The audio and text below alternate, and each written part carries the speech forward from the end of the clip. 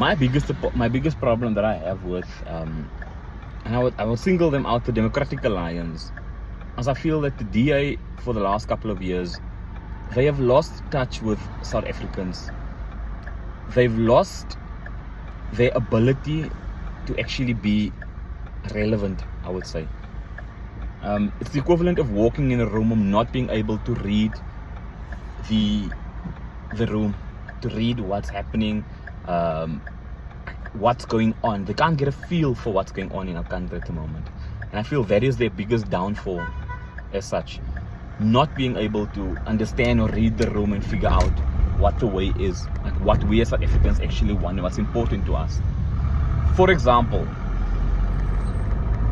the DA has made it clear that should they come in power, the first order of business for them would be to exit the BRICS alliance. And I personally feel confident that if they should run a survey to determine if that is in fact what South Africans would want, they would find the opposite would be true.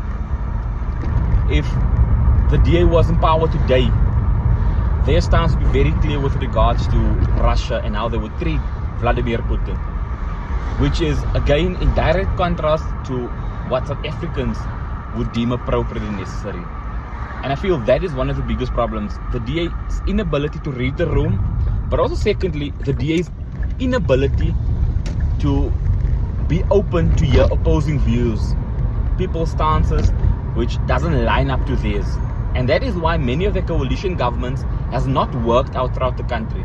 For that very reason, where they've been unable to read the room, unable to understand what people actually stand for, and unable to work with views and opinions and stances which is in contrast to theirs. I feel that is their biggest problem.